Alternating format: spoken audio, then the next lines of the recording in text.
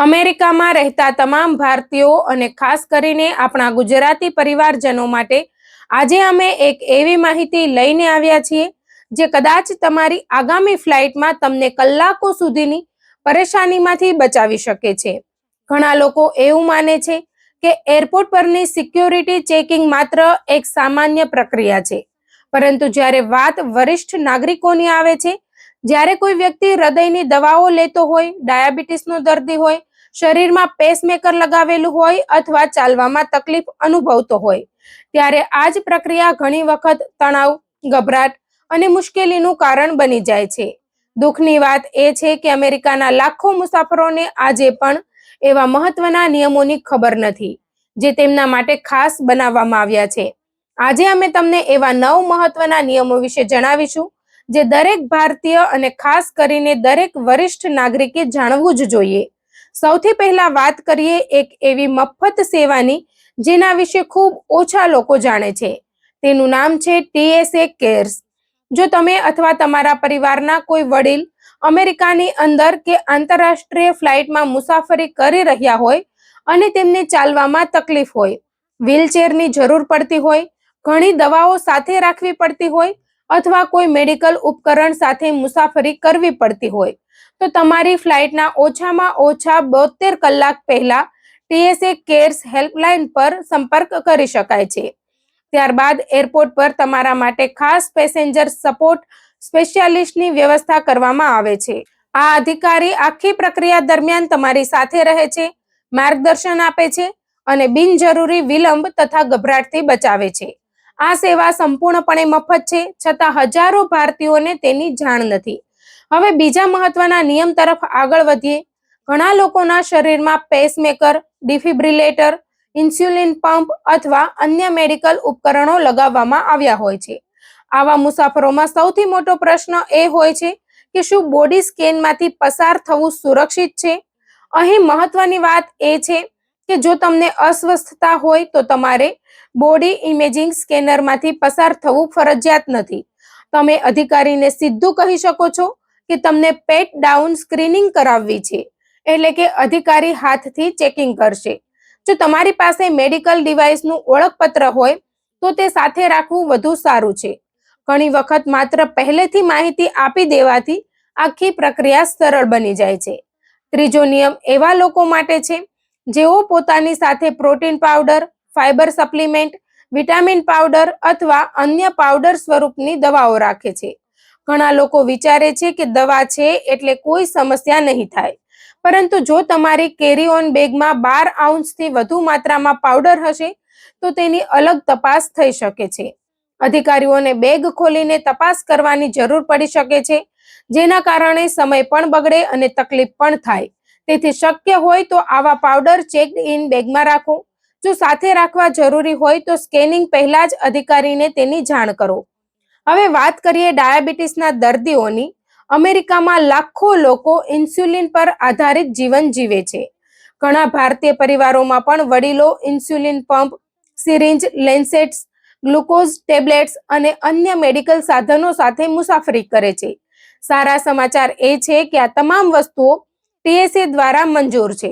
ઇન્સ્યુલિનને ઠંડુ રાખવા માટેના આઈસ પેક્સ થોડા પીગળી ગયા હોય તો પણ તેને રોકવામાં આવતા નથી.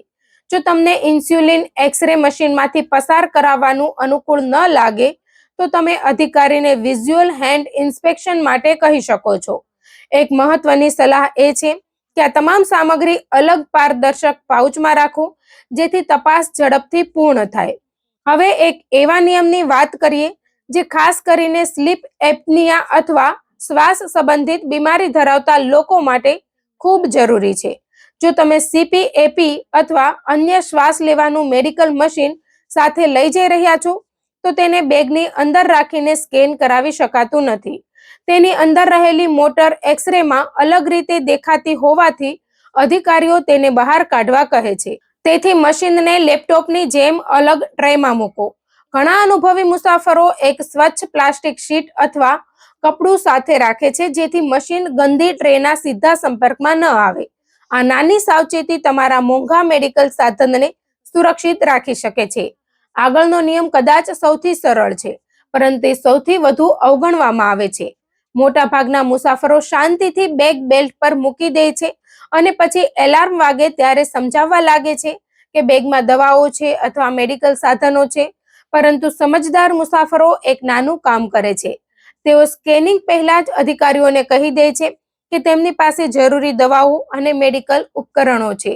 આ એક નાનું વાક્ય અધિકારીઓને પહેલેથી તૈયાર રાખે છે અને આખી પ્રક્રિયા વધુ સરળ અને ઝડપી બની જાય છે. ઘણી વખત માત્ર સમયસર આપેલી માહિતી જ સૌથી મોટી મદદ સાબિત થાય છે. હવે વાત કરીએ લિક્વિડ નિયમની. લગભગ દરેક મુસાફરને ખબર હોય છે કે 3.4 આઉન્સથી વધુ પ્રવાહી સાથે લઈ જવાની મનાઈ છે. પરંતુ ખૂબ ઓછા લોકોને ખબર છે કે આ નિયમ તબીબી રીતે જરૂરી પ્રવાહીઓ પર લાગુ પડતો નથી. ઇન્સ્યુલિન, આંખના ટીપા, હૃદયની દવાઓ, ખાસ મેડિકલ લિક્વિડ અથવા દવા ઠંડી રાખવા માટેના લિક્વિડ મોટી માત્રામાં લઈ જઈ શકાય છે. તેની માટે માત્ર એટલું કરવાનું છે કે તેને અલગ બતાવીને અધિકારીને જણાવવાનું છે કે આ મેડિકલી નેસેસરી લિક્વિડ છે. તેને નાની બોટલોમાં ભરીને અથવા ક્વાર્ટ સાઇઝની બેગમાં ઠાંસવાની જરૂર નથી. 8મો નિયમ એક ખૂબ મોટા ભ્રમને દૂર કરે છે.